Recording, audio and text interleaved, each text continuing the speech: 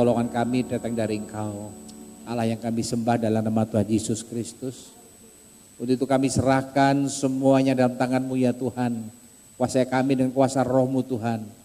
Segala kuasa-kuasa kegelapan yang melingkup di tempat ini, dalam nama Tuhan Yesus kami usir semua. Dan kami percaya Kau sendiri yang akan berbicara melalui hamba-Mu. Terima kasih Bapak. Bukalah mata hati kami semua ya Tuhan. Supaya firman-Mu bisa Kau taburkan dengan baik. Dalam Tuhan Yesus kami berdoa. Amin. Shalom. Iya, bulan ini adalah bulan misi di gereja-gereja kita, GPI. Nah,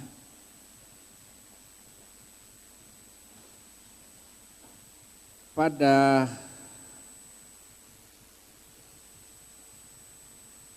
hari ini, ya, minggu keempat sebetulnya, tapi di khotbahnya ditulis minggu kelima.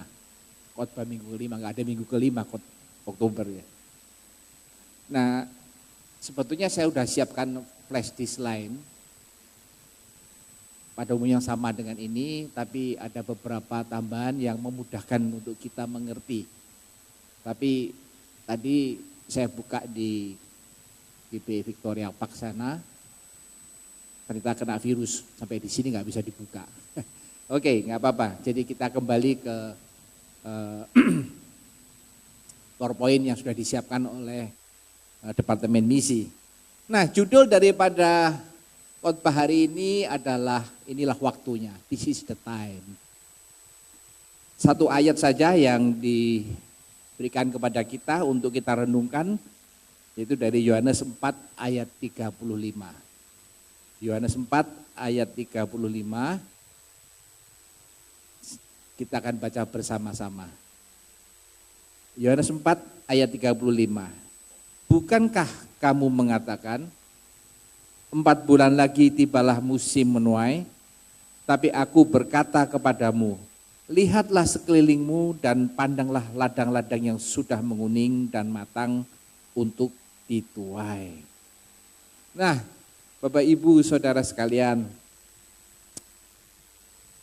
satu ayat yang disampaikan ini adalah apa yang disampaikan Tuhan Yesus.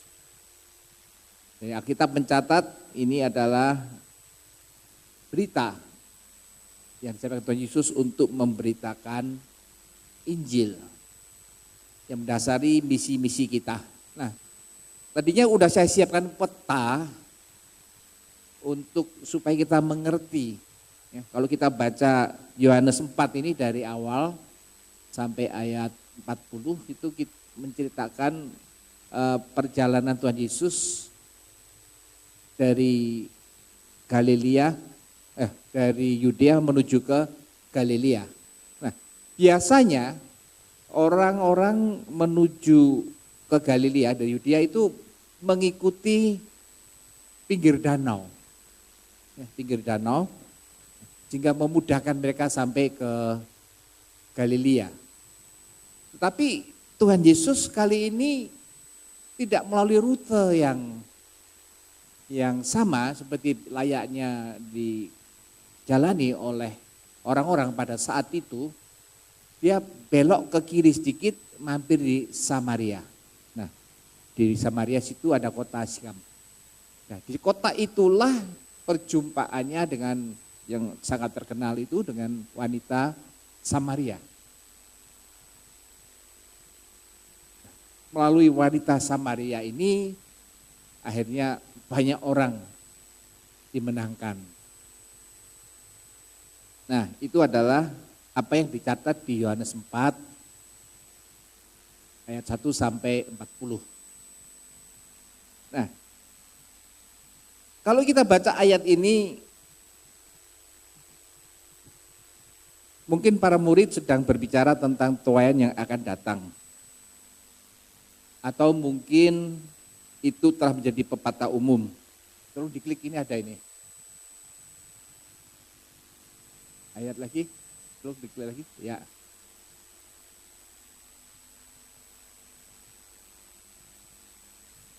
Menjadi pepatah umum di antara orang-orang Yahudi, 4 bulan lagi tibalah musim untuk menuai. Nah ini yang seringkali jadi kendala bagi kita dalam memberitakan Injil atau melakukan misi itu menunda-nunda. Maka itu Tuhan Yesus menyampaikan hal ini kepada murid-muridnya, pada orang-orang yang ada di Samaria saat itu.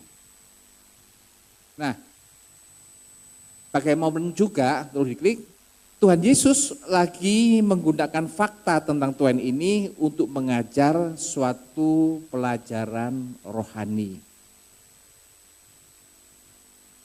Para murid mestinya saat itu seharusnya tidak berpikir bahwa waktu Tuhan itu masih jauh.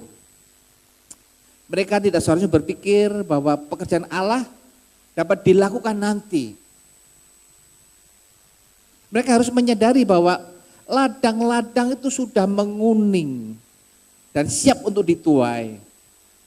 Dan pada saat yang tepat sekali ketika Tuhan mengatakan perkataan-perkataan ini, ia sedang berada di tengah-tengah ladang penuaian yang berisi jiwa-jiwa dari orang-orang Samaria, laki-laki maupun perempuan. Nah, tolong diklik, ia sedang menjelaskan kepada muridnya bahwa pekerjaan besar untuk mengumpulkan hasil panen terhampar di depan mereka. Dan bahwa mereka harus mengerjakan segera dan dengan tekun. Nah ini jadi pertanyaan bagi kita, bagaimana misi itu seharusnya dijalankan? Ya kan? Misi apa sebenarnya yang dijalankan? Tuhan berkata kepada kita, lihatlah sekelilingmu dan pandanglah ladang-ladang sudah menguning. Tuhan meletakkan dalam hati kita beban untuk jiwa-jiwa yang terhilang di sekeliling kita untuk membangunkan kita bekerja bagi Dia. Mencari untuk membawa masuk berkas-berkas dari tuaian. Kalau kita mengerti itu, maka kita seharusnya jangan pernah berpikir bahwa waktu Tuhan itu masih jauh dan pekerjaan dapat dilakukan nanti. Bahwa ladang belum menguning.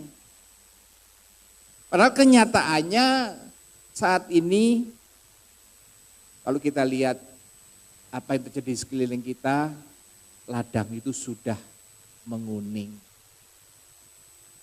Mungkin banyak dari Bapak Ibu Saudara tidak tahu, di Cibodas itu ada satu persekutuan. Mereka menyampaikan firman Tuhan. Mereka memberitakan Injil. Tentunya kita langsung berpikir, oh itu orang-orang Kristen yang kumpul. Ternyata bukan, saudara. Mereka tidak semuanya orang-orang Kristen, orang-orang percaya yang selalu kita sebut seperti itu. Tapi mereka adalah kumpulan dari orang-orang, ada yang dari Aceh, ada yang dari Sumatera Barat, daerah-daerah yang terkenal fanatik itu. Mereka berkumpul untuk bersekutu. Siapa yang memenangkan mereka? Memang itu pekerjaan kita anak-anak Tuhan. Tapi tidak sepenuhnya karena kita maka mereka berbakti. Semua itu karena Roh Kudus yang bekerja. Tuhan yang bekerja.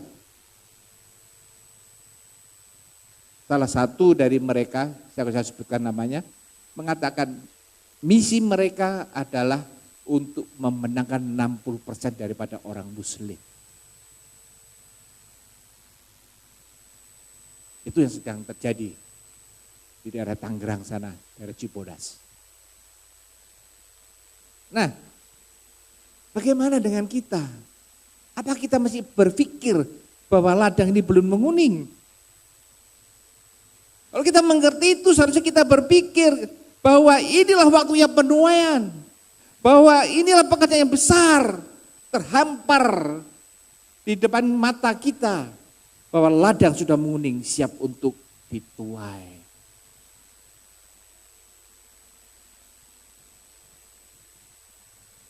Dan Tuhan meletakkan di hati kita semua anak-anak Tuhan beban untuk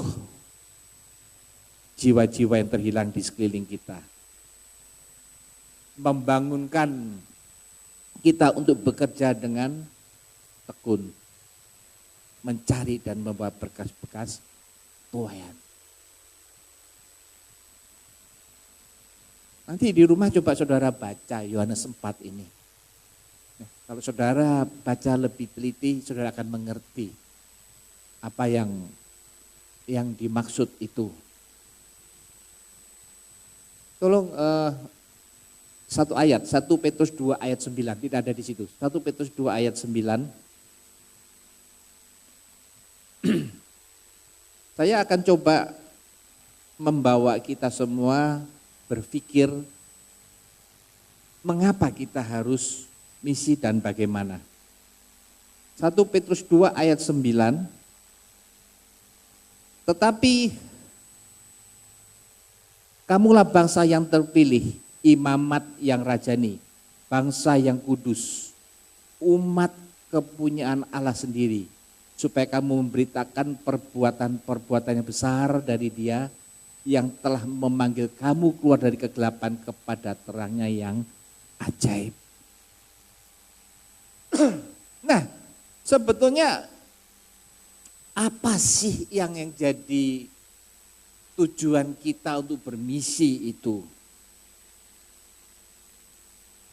Dari ayat ini tadi sangat jelas bahwa yang Tuhan inginkan itu adalah mengerjakan rencana daripada Allah. Apa rencana dari Allah? Itu memenangkan jiwa-jiwa.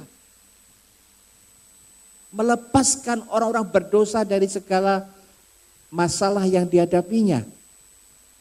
Melepaskan orang-orang berdosa dari segala belenggu-belenggu yang mengikatnya.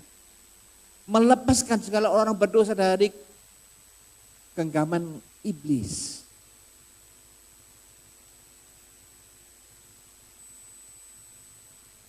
Kalau kita mengerti itu, maka kita tahu bahwa misi itu adalah makanan daripada gereja. Ya, kita hidup perlu makan, iya kan? Kita makan supaya kita dapat kalori, supaya kita bisa mengerjakan sesuatu. Anak-anak perlu makan supaya bisa tumbuh. Kita makan perlu supaya kita bisa bekerja. Demikian juga dengan gereja. Gereja perlu makanan. Siapa yang memberi makanan? Tugas daripada para hamba Tuhan. Tapi siapa yang bisa memenangkan domba-domba? Apakah gembala bisa menghasilkan domba atau beranak domba? Bisa enggak? Enggak bisa. Yang bisa menghasilkan domba siapa? Ya domba sendiri. Siapa domba-domba itu? Ya Bapak Ibu Saudara semua ini. Jadi jelas bahwa yang menggerakkan misi itu supaya bisa jiwa-jiwa bisa dimenangkan, itu bukan hanya tugas daripada para gembala. Para gembala memberi arahan, memberi makanan, memberi kekuatan supaya domba-dombanya jadi kuat, jadi gemuk, jadi sehat, dan kalau perlu mengawinkan mereka begitu kan, supaya bisa beranak. Sekali lagi, tugas untuk bisa menghasilkan domba-domba itu adalah domba itu sendiri. Kalau kita kembali ke konteks gereja kita, domba-domba itu adalah kita semua. Nah, 1 Petrus ayat 2 ayat 1 Petrus 2 ayat 9 ini kita lihat bahwa tugas daripada kita semua adalah menyembah Tuhan. Kita jadi imamat yang rajani. bangsa yang kudus. Itu adalah apa yang Tuhan berikan kepada kita, perintah kepada kita. Kalau kita jadi kudus, maka kita mampu dan tahu untuk memberitakan Injil. Karena tanpa perlengkapan yang baik, tidak mungkin Injil itu bisa disampaikan dengan baik. Nah, untuk memenuhi misi daripada yang Tuhan berikan kepada kita, nggak ada jalan lain. Kita semua harus bekerja sama, kita semua harus menyiapkan diri jadi imam madrajani, jadi orang yang kudus supaya bisa memberitakan Injil itu. Nah, Bapak Ibu Saudara sekalian,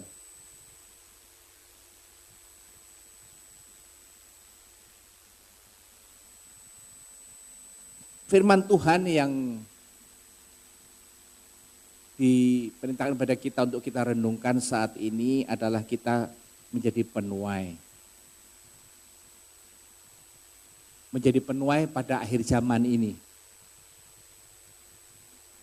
Apa yang perlu diperhatikan? Menjadi penuai di akhir zaman ini harus dimulai dengan kepedulian. Kalau kita lihat di ayat 35 yang kita baca tadi, Tuhan Yesus mempedulikan orang-orang yang ada di sekelilingnya. Ya kan? Jadi kita harus mulai dengan kepedulian. Kemudian apa yang penting? Kita harus melakukan perjumpaan secara pribadi. Nah, ini kalau saudara baca di ayat yang ke-7, itu adalah kisah bagaimana Tuhan Yesus bertemu dengan wanita Samaria itu untuk pertama kali. Dari perjumpaan secara pribadi itu akhirnya banyak jiwa yang dimenangkan melalui wanita ini. Yang kemudian apa yang perlu kita perhatikan? Kita mulai dari mana? Kita mulai dengan anugerah Allah. Tanpa pimpinan Allah, tanpa anugerah Allah, apa yang kita kerjakan semua jadi berat. Kalau misi tanpa pimpinan dari Tuhan, memang itu rasanya jadi beban yang sangat berat. Kesaksian tadi, pelayanan di Gunung Kidul ya. Di mana? Wonogiri. Ya, Wonogiri saya selalu asosiasikan dengan Gunung Kidul. Wonogiri. Nah, di Wonogiri kalau kita lihat tempatnya di atas gunung tadi Pak Yosi mengatakan pada musim panas begini air sulit ya. Tapi toh masih bertahan. Kalau kita mikirkan kesulitan itu nggak ada yang pergi. Boro-boro mau pergi, mikir makan aja, besok mau makan apa mesti mikir kan. Ngapain harus mikirkan misi segala. Tapi kalau ini jadi tugas atau beban yang Tuhan berikan kepada kita, maka Tuhan itu akan menyertai kita dan Tuhan akan berikan kekuatan pada kita. Ada amin? Haleluya.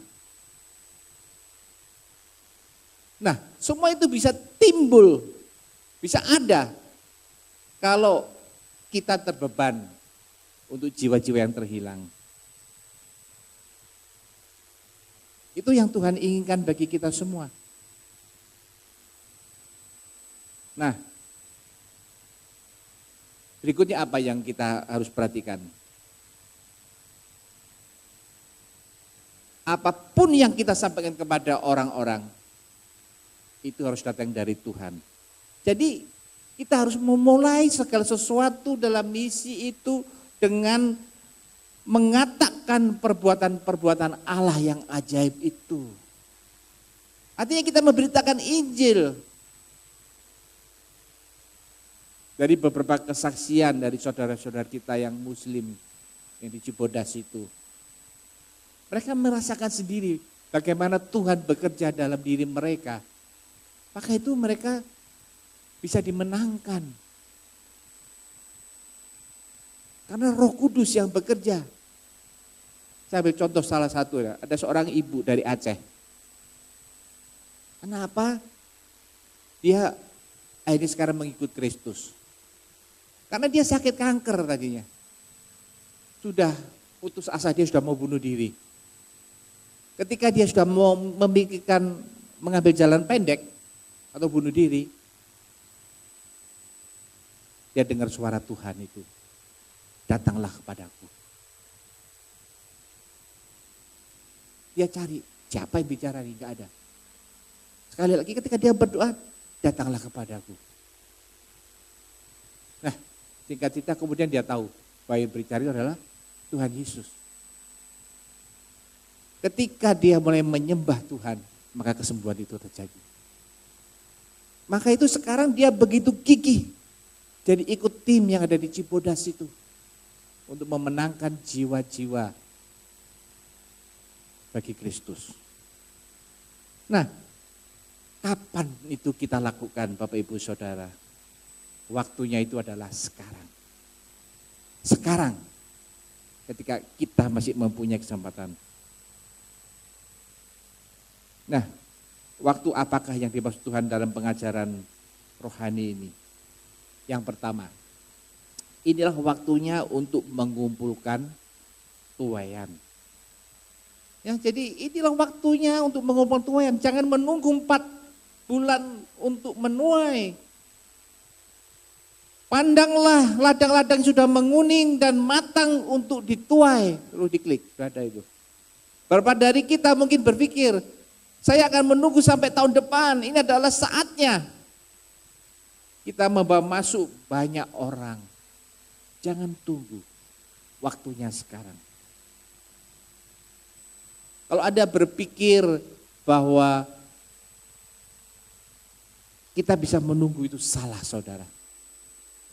Hari ini adalah waktunya menuai. Waktu yang menuai itu adalah sekarang. Yohanes 4 ayat 35 tadi mengatakan, bukankah kamu mengatakan 4 bulan lagi tibalah musimnya menuai, tapi aku berkata kepadamu, lihatlah sekelilingmu dan pandanglah ladang-ladang yang sudah menguning dan matang untuk dituai. Waktu menuai adalah sekarang. Ya, jadi jangan tunggu-tunggu. Masih banyak jiwa-jiwa yang perlu kita jangkau saudara. Dan itu ada di sekeliling kita. Sekali lagi, yang bisa melahirkan domba itu bukan para gembala, tapi domba-domba itu sendiri. Oke, kedua, inilah waktunya jiwa terhilang untuk diselamatkan. Nah, perhatikan, perjumpaan Yesus dengan wanita Samaria dalam Injil Yohanes 4 menjelaskan kepada kita tentang jiwa yang terhilang yang siap untuk dituai. Ketika Yesus memberikan Injil kepada wanita Samaria, tidak ada penolakan dalam diri wanita ini. Mengapa hal itu bisa terjadi? Mengapa? Karena Tuhan telah mempersiapkan hati mereka untuk menerima berita Injil.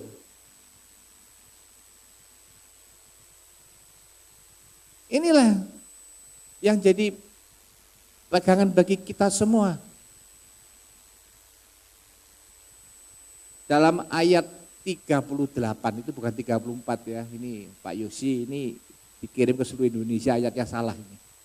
Ayat 38 mestinya.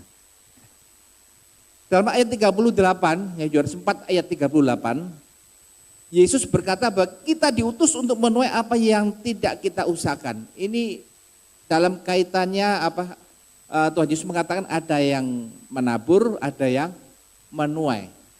Ayat 38 itu mengatakan seperti itu. Coba ayat 38. Aku mengutus kamu untuk menuai apa yang tidak kamu usahakan. Orang-orang lain berusaha dan kamu datang memetik hasil mereka. Ayat 37 coba. Sebab dalam hal ini benarlah peribahasa yang seorang menabur dan yang lain menuai. Jadi kaitannya ini ya saudara supaya tahu ya. Jadi jangan salah menginterpretasikannya. Nanti bilang, oh boleh dong kita ambilin jiwa-jiwa dari gereja lain. Mereka yang menabur, kita yang menuai, bukan seperti itu ya. Tapi kaitannya dalam hal ini.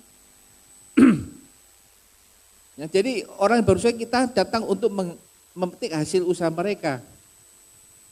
Nah, dari semua yang terjadi itu kita lihat, dari seorang wanita Samaria akhirnya Tuhan menyelam banyak orang Samaria di kota Sikar. Jadi banyak hal yang masih bisa kita lakukan. Kalau di klip berikutnya, dari kota Sikar kita percaya bahwa inilah waktunya Tuhan melawat Indonesia. Waktunya bagi Indonesia. Indonesia adalah ladang yang menguning dibandingkan dengan negara lain.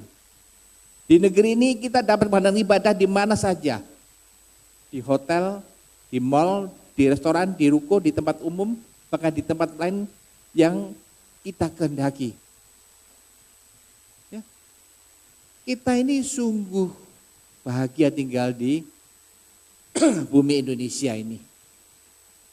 Ada Undang-Undang Dasar sebagai payung Undang-Undang Dasar 45 sebagai payung konstitusi, dan ada Pancasila sebagai dasar dari negara kita.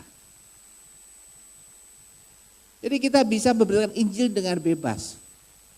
Walaupun di sana sini banyak sekali kaum ekstremis ya, yang beraliran keras itu coba menghambat semua ini. Tapi satu persatu saya percaya dengan kuasa Tuhan akan bisa selalu kita atasi. Belakangan ini yang terjadi di Cikil selama hampir 2 minggu menyita waktu kita begitu banyak. PGI, ini saya salut, kali ini PGI menjadi organisasi pertama yang bisa masuk ke daerah sengketa. Biasanya enggak, saudara ya. Biasanya nunggu sekian waktu baru muncul. Tapi kali ini PGI langsung proaktif. Dan sebagai organisasi pertama yang bisa membawa bantuan, ya, walaupun dikawal tentara, tapi bantuan itu sampai ke tempat-tempat penampungan dan yang penting ke tempat-tempat sengketa. Ini sangat bagus. Nah, di samping itu kita juga mengadakan dialog-dialog dengan teman-teman lain, lintas iman, ya artinya dengan kaum Muslim juga. Ya, kita tahu nggak semua orang Muslim itu tidak menyetujui apa yang kita lakukan ya, dalam penginjilan. Banyak yang dari mereka yang mendukung kita sebetulnya. Cuman ada sekelompok kecil dari aliran keras itu yang tidak mendukung kita. Tapi inilah tugas kita untuk memenangkan mereka. Inilah tugas kita untuk supaya mereka bisa mengenal dan tahu siapa Tuhan Yesus dan menjadi pengikut Kristus. Kesalahan paling besar dari banyak teman kita adalah memukul rata semua orang Muslim itu jadi musuh iman kita. Seharusnya kita kasihan kepada mereka. Mereka tersesat tidak tahu. Dari ketidaktahuannya itu maka mereka seringkali bisa diperalat. Nah, tugas kita untuk menyadarkan mereka. Buktinya banyak sekali jiwa yang bisa kita menangkan sebetulnya. Kalau Tuhan berkehendak, saya percaya apa yang terjadi sekarang dalam pergerakan di orang-orang Muslim ini akan banyak jiwa yang dimenangkan. Nah, Bapak Ibu Saudara sekalian, kita ini sungguh bersyukur ya, memberitakan Injil di bumi Indonesia ini tidak terlalu banyak mengalami kesulitan. Ya, walaupun kendala selalu ada. Kita bersyukur Walaupun aturannya sudah ada, akan melarang kita untuk beribadah di ruko-ruko atau di tempat di restoran-restoran, tapi kita tetap saja bisa menjalankan semua itu dengan baik. Kita bersyukur untuk semuanya itu. Tahukah saudara, kegiatan seperti ini itu justru dimulai dari Indonesia. Indonesia lah yang memulai kebaktian-kebaktian di restoran-restoran dan di ruko-ruko. Itu dimulai dari teman-teman dari Full Gospel Business Fellowship Indonesia Internasional, FGMFI, ya, yang melakukan kebaktian-kebaktian, kemudian kita adopt sehingga kita bisa berbakti di banyak tempat-tempat umum itu. Di luar negeri, di negara-negara yang notabene mereka itu adalah negara-negara Kristen dalam tanda kutip ya, mereka berbakti hanya kalau ke gereja. Mereka jarang sekali mengadakan kebaktian umum di restoran atau di tempat-tempat umum. Mereka menganggap bahwa kebaktian itu ya di gereja itu sendiri. Tapi kita sungguh bersyukur di sini bisa kita melakukan di mana saja. Ya, jadi Tuhan sedang melawat Indonesia. Jadi inilah waktu yang kita untuk menuai dan beritakan Injil. Supaya banyak jiwa yang terhilang itu siap untuk dituai. Nah, yang ketiga, inilah waktunya untuk mempersiapkan penuai-penuai di akhir zaman. Bapak Ibu Saudara sekalian, ya, kehausan anak-anak Tuhan untuk memberi dirinya dibekali dalam sekolah-sekolah Alkitab itu sedang merasuk dalam banyak sekali anak-anak muda. Mereka rindu sekali dibekali dalam sekolah-sekolah teologi, bahkan di sekolah-sekolah misi. Nah, Tuhan menginginkan generasi muda, Tuhan membangkitkan generasi muda di bumi Indonesia ini untuk melibatkan diri dalam pelayanan misi menjangkau dunia. Sebetulnya bukan cuma untuk orang muda, untuk kaum muda. Siapapun yang rindu untuk melayani, selalu kita siap untuk membantu semua itu, ya. Dalam program misi GBI sedang mempersiapkan penuai-penuai yang berkualitas, yang betul-betul mengerti Injil melalui pelatihan-pelatihan, melalui training-training di seluruh Indonesia untuk melayani jiwa-jiwa sampai di pelosok-pelosok yang masih belum dijangkau dengan Injil. Kita harus meresponi doa Tuhan Yesus, mintalah kepada Bapa di surga untuk mengirim para pekerja dalam ladang-ladang misi. Kita masih perlu banyak sekali misioner-misioner untuk dikirim, ya, tidak hanya di pelosok-pelosok Indonesia, di seluruh dunia. Nah, Bapak Ibu Saudara sekalian, GBI adalah gereja yang sedang mempersiapkan pekerja misi untuk diutus ke ladang misi. Untuk itu kita bisa menjadi tenaga misi untuk diutus di ladang misi. Kita bisa menjadi perintis-perintis jemaat yang efektif. Saya dulu nggak ada pikiran untuk menjadi pendeta, saudara. Saya tumbuh berkembang karena GBI Petamburan yang menyiapkan ladang. Dulu saya dengan dewasa muda GBT Indonesia, dalam 3 tahun saya diberi kepercayaan untuk memimpin DMBI.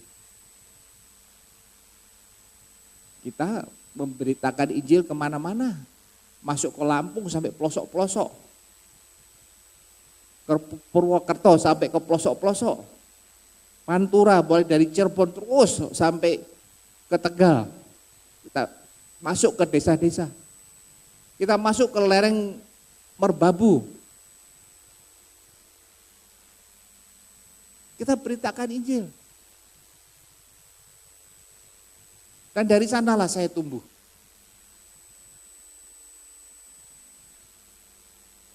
Saya bersyukur berjemaat di GBI Petamburan dulu.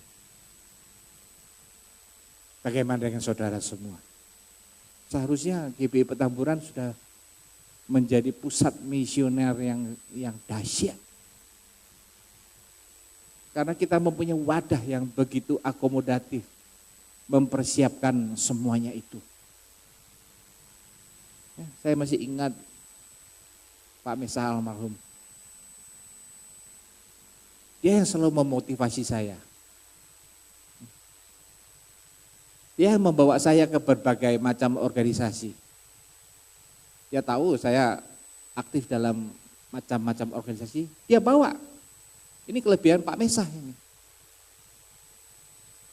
Sehingga akhirnya saya bisa menjabat, dipercayai untuk duduk sebagai fungsionaris dalam beberapa organisasi karena Pak Mesa.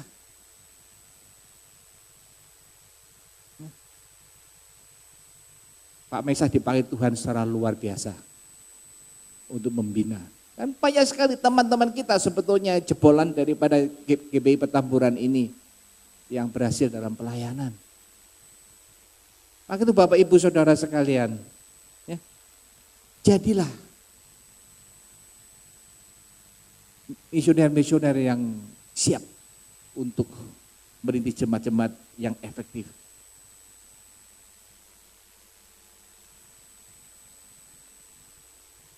Itu adalah kerinduan Tuhan Yesus.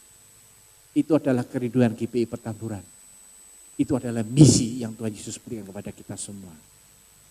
Ya, jadi serahkan diri kita semua. GBI siap untuk melatih kita semua menjadi alat yang dahsyat. Amin. Haleluya. Keempat, inilah waktunya untuk menopang pekerjaan misi. Mungkin kita tidak dapat pergi kemana-mana, ya. Saya sakit-sakitan. Saya nggak ada waktu karena kerjaan dan sebagainya. Saya nggak ada waktu untuk ke pelosok-pelosok untuk memberitakan Injil. Tapi sebetulnya hal ini tidak menjadi hambatan untuk kita dapat terlibat dalam pekerjaan misi. Inilah waktunya untuk kita dapat menjadi hamba-hamba Tuhan yang mensupport pekerjaan misi. Bagaimana caranya? Pertama, saudara bisa mendoakan pekerjaan misi setiap hari.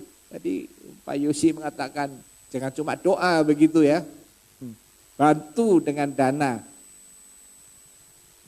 Kalau saudara terbeban untuk berdoa, saya percaya saudara juga akan terbeban untuk membantu pekerjaan misi ini.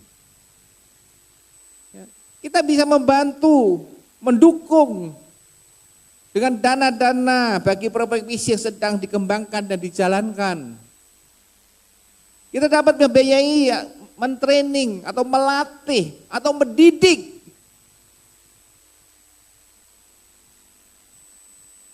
para misionaris atau tenaga misi ke ladang-ladang Tuhan. Semua itu butuh biaya, saudara. GBI sekarang punya Indonesia Cerdas. Tadinya cuma di Timor. Kirim para sarjana, dilatih di sini, kemudian dikirim ke Timor sebagai tenaga pengajar. Sekarang Papua juga minta. Papua lebih dahsyat lagi karena beberapa bupati sudah langsung komit. Saya minta 30, saya minta 20, ada yang minta 100 orang guru untuk disebar di wilayah-wilayah yang sedang mereka pimpin. Dan mereka enggak cuma ngomong, mereka bantu dengan dana juga. Dan itu butuh sekali anak-anak muda ya, yang mempunyai pendidikan S1 untuk kita persiapkan menjadi tenaga misi, menjadi guru-guru di daerah pelosok-pelosok itu. Dan semua itu butuh dana, saudara. Saudara bisa membantu untuk itu. Kita juga bisa jadi orang asuh, orang tua asuh bagi para misionaris yang ada di pelosok negeri ini. Kalau saudara terbeban, saudara bisa. Ada satu GBI yang memang gerejanya terbeban. Ribuan misionaris yang disupport setiap bulannya. Enggak banyak, mungkin 250.000, 300.000, ada yang 500.000. Tapi itu sangat berarti bagi mereka. Saudara juga bisa mendanai proyek-proyek pembangunan gereja seperti yang di Wonogiri tadi. 80 juta itu apa sih artinya? Kecil sebetulnya. Kalau kita semua terbeban. Kalau kita tantang sekarang, saya percaya 80 juta itu akan beres dalam waktu 10 menit. Ada amin? Haleluya. Nah, ingatlah, ketika kita terlibat mendukung misi, maka Allah akan memenuhi segala keperluanmu menurut kekayaan dan kemuliaan yang di dalam Tuhan Yesus Kristus. Seperti apa yang telah Tuhan lakukan kepada jemaat di Filipi, karena mereka mendukung dan mensupport lain rasul-rasul, terutama Rasul Paulus. Inilah waktunya. Inilah waktunya untuk bergerak bersama untuk memenangkan jiwa-jiwa dan bulan misi. Selamat melayani. Haleluya. Saya serahkan Pak Yosi.